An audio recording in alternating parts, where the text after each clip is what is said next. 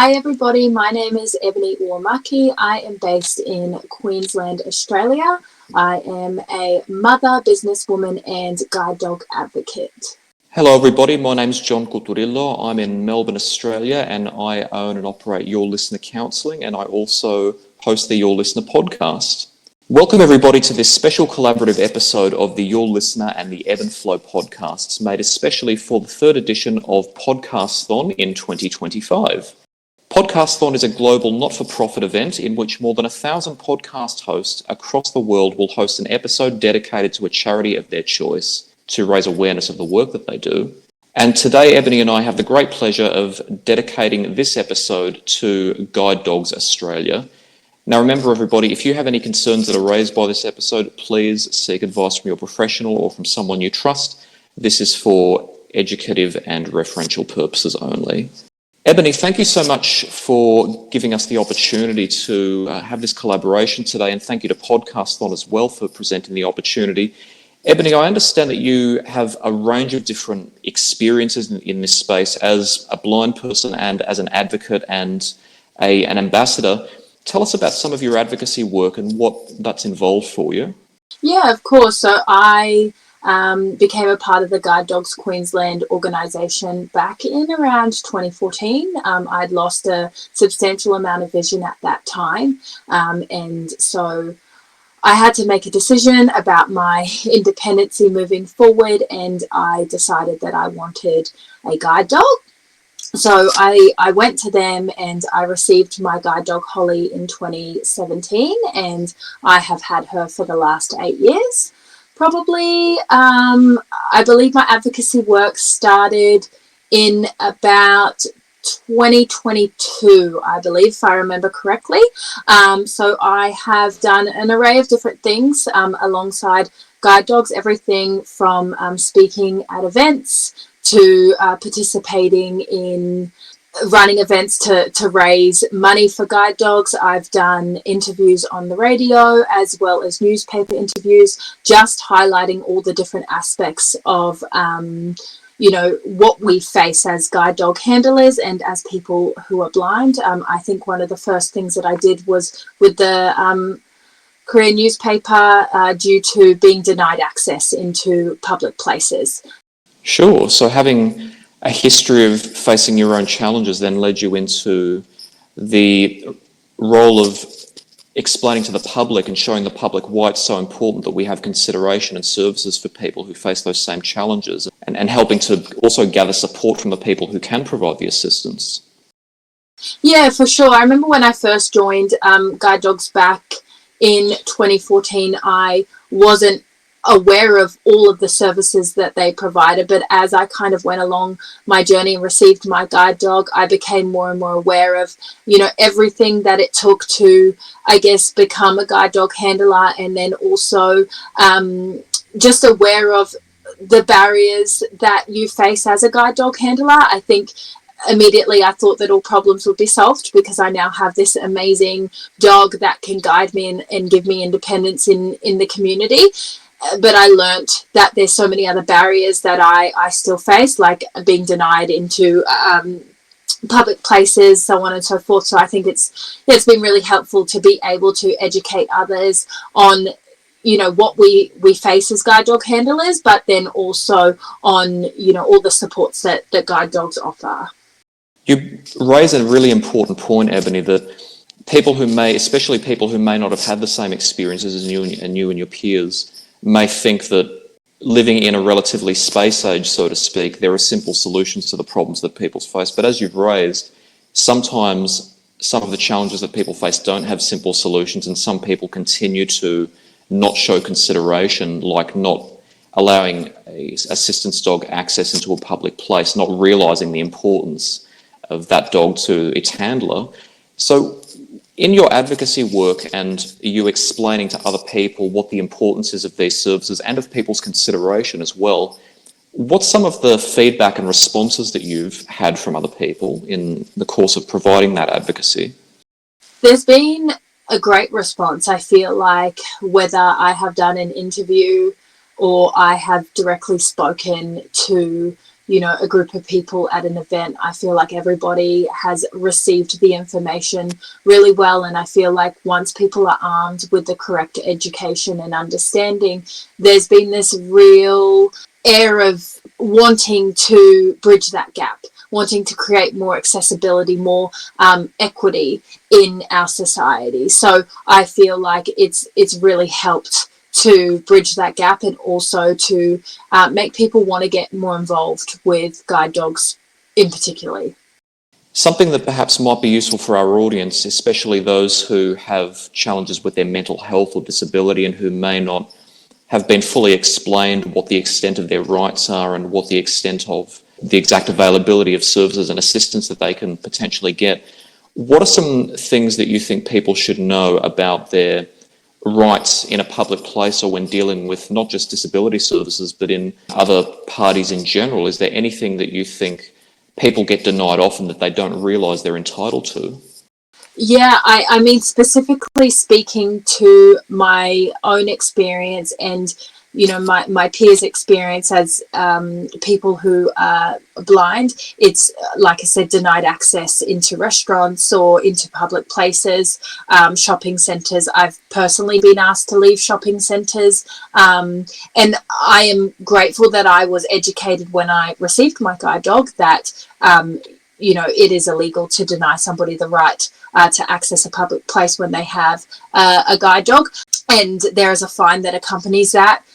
However, a lot of people aren't aware of that process, and I believe that there's so many other rights that we have as humans that we may not be aware of, that we are denied. So many of us get denied access into public transport and hotels, anything that you can think of. There's people that have experienced refusal of access. It's frightening to think that in the current day, and I don't want to dwell on the negatives, Ebony, but I'd like to also show our audience perhaps some of the misconceptions that get spread and the misinformation that gets spread. So when somebody tells you you don't have a right to be here with that dog, I imagine one of the first things you might respond is, but it's illegal to discriminate, and my dog is here for a very important reason. They're my eye. The dog's my eyes. They help me to get around safely. When you explain that to somebody, someone who's just effectively tried to deny your right to move freely in a public space, do people tend to admit their mistakes, or do they tend to dig in their heels? In my personal experience, I have had pushback in terms of the person not believing that I am blind, and then questioning me on my disability. And then I've had to go as far as actually taking out my handler card, which has a photo of me and my guide dog and specifies it's basically like an ID, a guide dog ID for her and I, and it's got all the information on that little card. And then after a while of trying to explain, then they have, I guess, apologized and admitted their fault. But in my own personal experience, it hasn't always been as simple as saying she's allowed in here, she's a guide dog. I've actually had to prove that I was blind. It sounds ridiculous, doesn't it? Because then the next logical question is, well, hang on, how do you know what a blind person looks like? Yeah, 100%. I think it's this sort of understanding that disability is on a spectrum, and also disability doesn't discriminate. It doesn't matter what you look like or how you dress or how you present yourself or how educated you are or how you articulate yourself. Disability comes in all shapes and sizes, and that's probably the biggest thing that I face, that I don't look blind. So I've automatically been, refused access.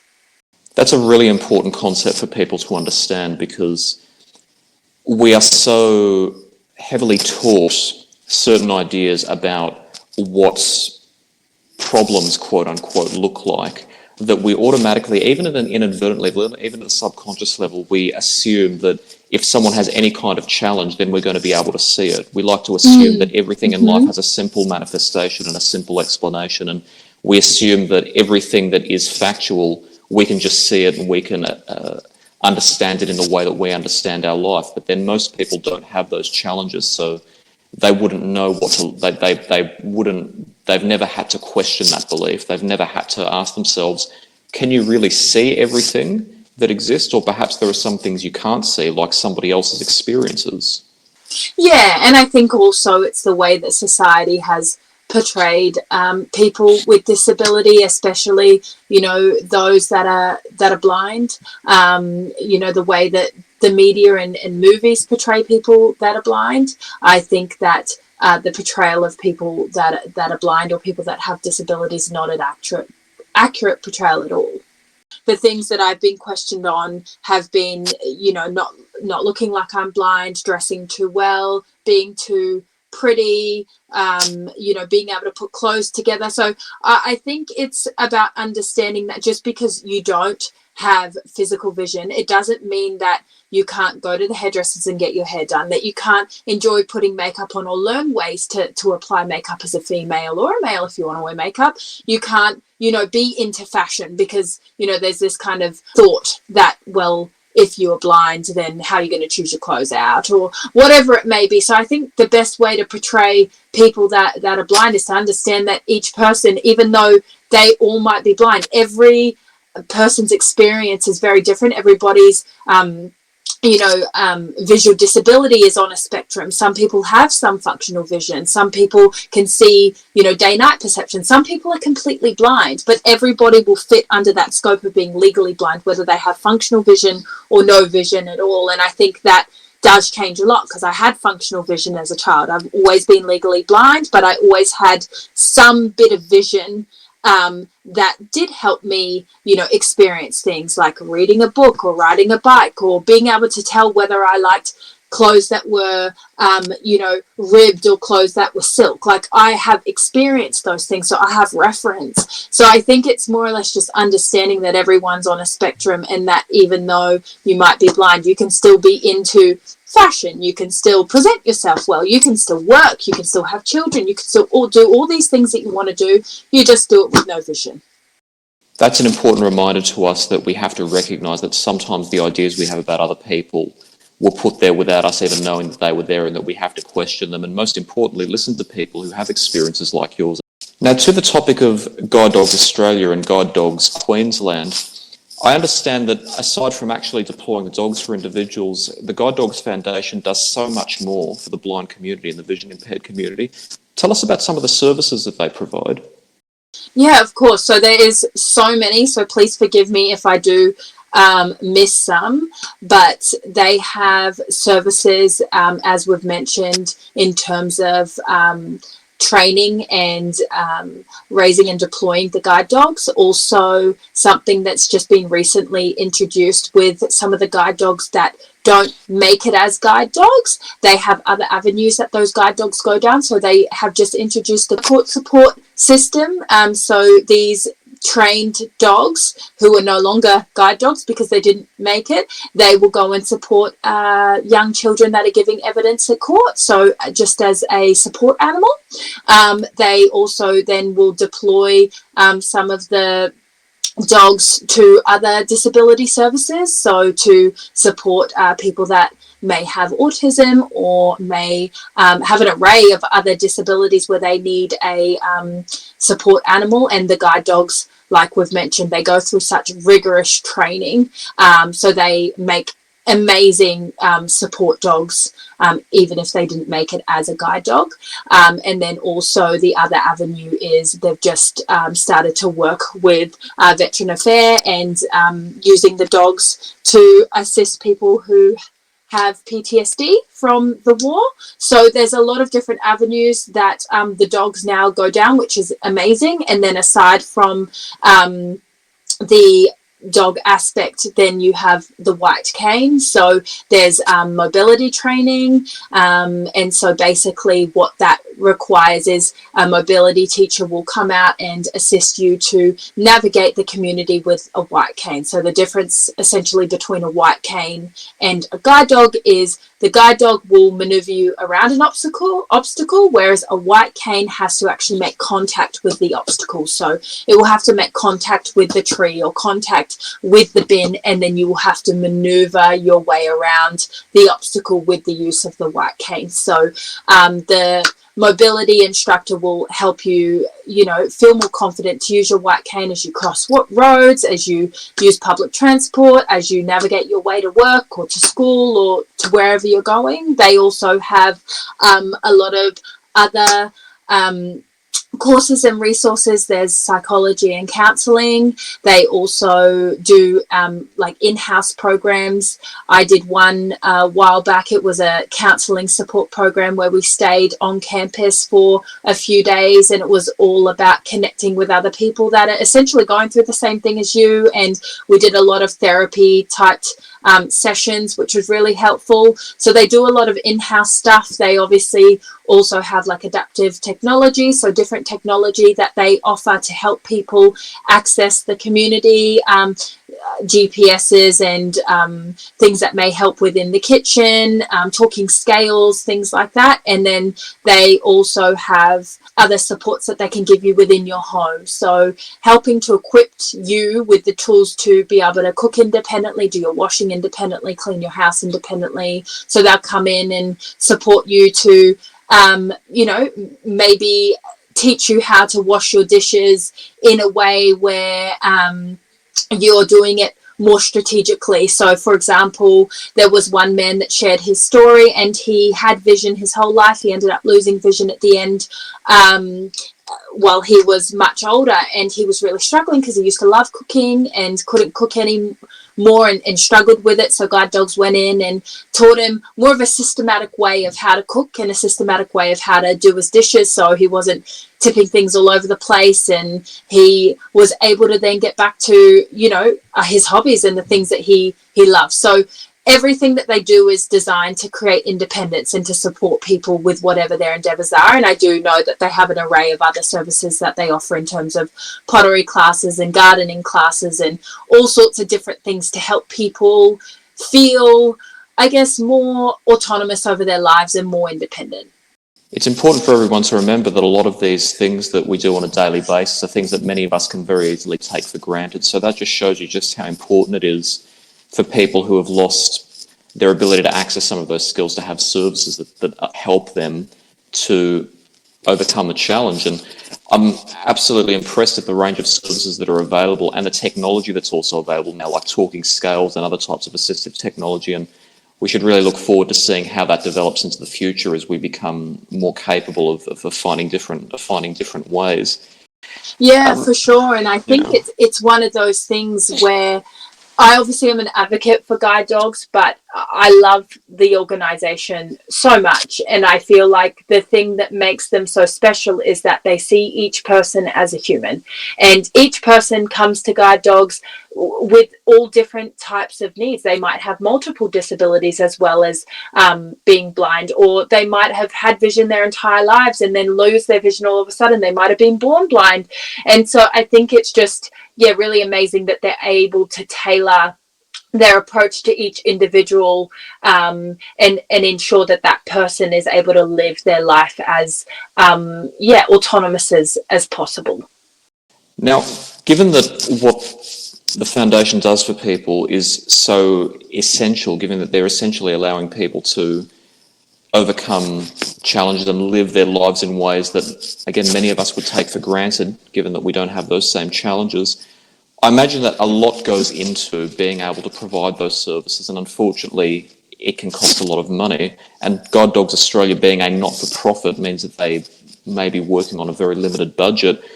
Are you able to tell us, Ebony, where does a lot of the financial support come from? Are the public donors the main people who support, or do we get much support from the government as well? How does the foundation survive?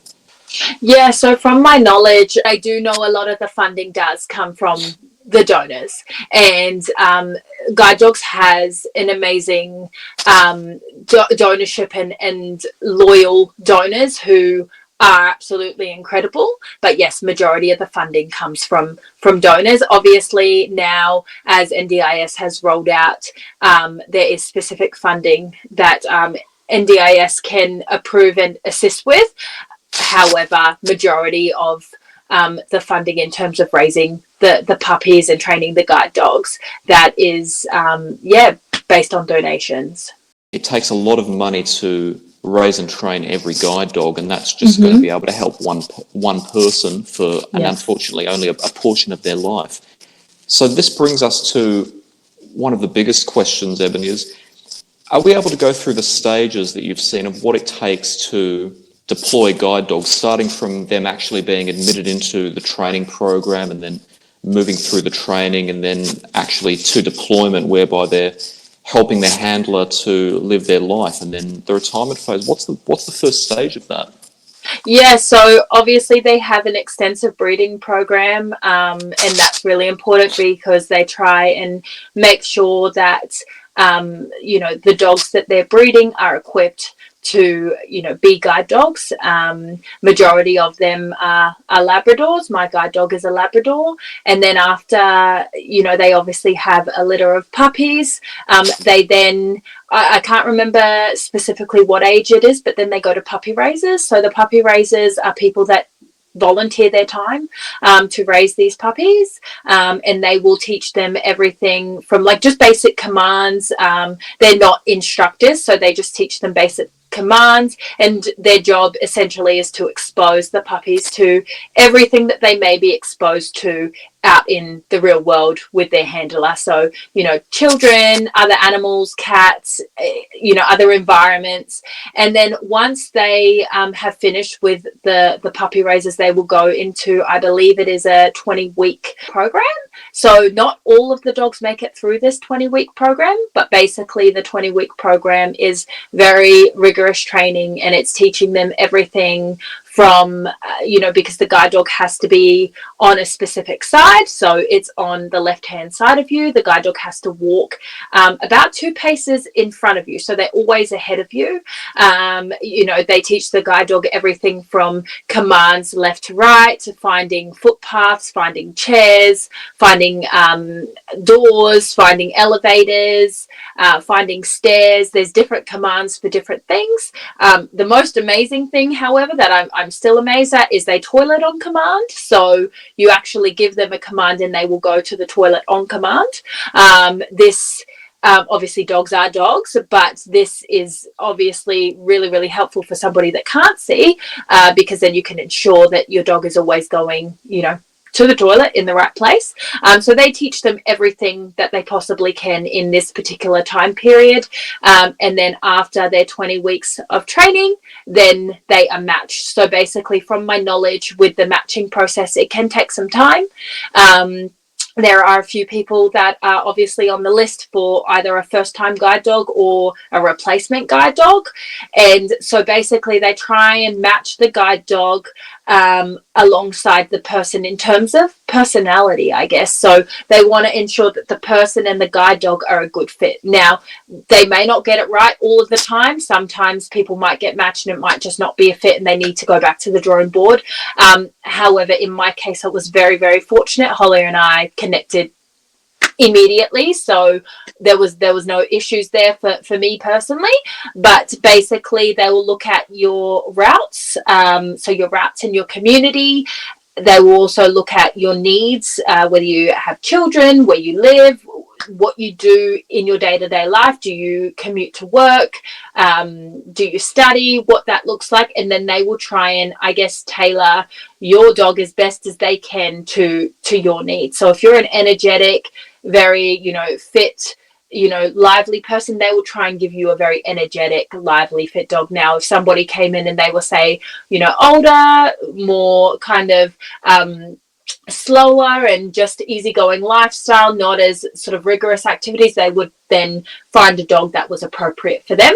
And then obviously the matching process, I believe it can be different for each person. They do like an in-house matching where a group of people that are given guide dogs will go and stay at the guide dogs facilities, which is all fitted out. Everyone gets their own individual rooms, and you'll have 2 weeks of training with the guide dogs. In my case, I had a residential training, so I was at my house and guide dogs would come to me every day for 2 weeks, and we would we would train.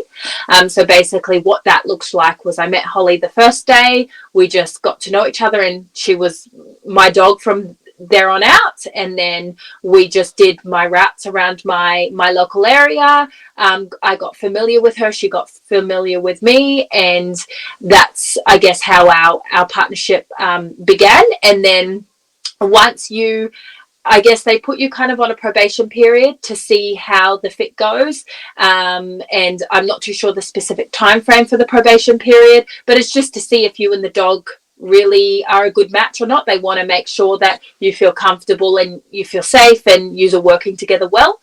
So they do come, quite regularly to check in. When Holly was younger, I would probably about once a year, once we finished our probation period, once a year they come and do like a community walk with us and just follow behind and see how we were tracking along. Now Holly she's 10 on Monday, so she is very much due for retirement, and so now they come every 6 months because she's older, just to see that she's still doing her job. But basically that's the process, and then on top of that they teach you everything from grooming, feeding, vet checkups every 6 months, and all of those things that come along with maintaining a dog. Fantastic. That's a really involved process, and something that we should draw attention to here is that, especially with what you see in the habits that people have in terms of pet ownership, and what you often see in films and on television, is often people assume that owning even a personal companion dog, a pet dog, is a relatively passive process and that the dog just takes care of itself. And what people need to realise is that dogs absolutely thrive on and have essentially evolved to work with and in tandem with humans. So even a pet dog, if you're raising them from a puppy especially, when they're coming to terms with being your personal companion, they're going to need constant contact, constant attention, and constant care. And it's not something that can just be left to happen itself. So you can just imagine when you're raising a dog to perform a very specific role, something that's requires incredible concentration, and for them to be able to know a large number of different commands and be able to, in many ways, think in ways that we would often assume are human. For the dog to be able to think, because you can't necessarily see what the dog sees, we can imagine just how much effort that involves, and through that, unfortunately, just how much it costs to deploy every dog. I believe it's somewhere between $30,000 and $50,000 for each dog. Yeah, $50,000 for each dog. Do you know how long the wait list is for a dog, Ebony? So I think it varies. Sometimes it can be as quick as a few months. Other times it could be as long as 12 months. So it really depends. In my experience, I did wait more toward the 18-month time frame. It was a bit of a longer wait for myself. And I imagine, being for equal opportunity, the wait list is ordered in terms of who makes contact first and who and then also first in order of that. 100%. And then I think too there can be priorities in terms of replacement dogs. So guide dog handlers who their dog is retiring, or for whatever reason their dog needs to retire. They would then be bumped up to the top of the list because their need for a guide dog is, I guess, higher because they already have a guide dog. So there's many different variations, but I feel like Guide Dogs does a really great job at trying to prioritize everybody's needs and trying to make things work. Sure, and I imagine they also provide services for people on the wait list for them to help them manage their needs before their pet with the dog. 100%, yes. Are there particular instances that you know of that tend to recur in which people may prefer to use a white cane or another aid as opposed to a dog? Yeah, so from my knowledge, I know a lot of people that I've personally spoken to, and just testimony that I've heard at events, there can be a preference of the white cane opposed to the dog in terms of, the white cane, you can fold it up and put it in your bag. You can't fold up the dog and put it away once you finish using it. And also, obviously, then you've got the added addition of looking after the dog, grooming, feeding, vet bills, toileting, all of those things. If you choose to go on holiday and you don't want to take your dog, you have to find somewhere for your dog. So I think that's the biggest reason that people could opt for the white cane opposed to the dog or other forms of adaptive technology. I also think it does depend too on their level of vision. Sometimes if people have more functional vision, they might not need the white cane or the guide dog, so they can kind of get through with just adaptive technology. But I guess it just really depends on personal preference. We can see then just how much is involved in that entire process. So that's why it's so incredible that the foundation has so many dedicated supporters, because without them, essentially, that wait list could be even longer, or perhaps it would never get shorter. 100%. And it is really, obviously, aside from the hard work that each and every person at Guide Dogs does to allow it to be the organisation that it is, it's also very much all of the volunteers, the ones that volunteer their time, the ones that volunteer their money, all of their generosity goes a long way. And each event that I've ever had the privilege of being at, whether that be a fun run event or a speaking event, you can just see how invested all of the volunteers and donors are, and they are the ones that are really, I guess, the heart and soul of the organisation, because they allow people like me to be able to live our lives and my life as independently as possible. And I can't say enough how much my life has positively been impacted by my guide dog. Being a mother who is completely blind, who has 4 children, I would never be able to be the mother that I am today, especially out in public, in the community, and still be able to do the things with my children that I want to, if it wasn't for my guide dog.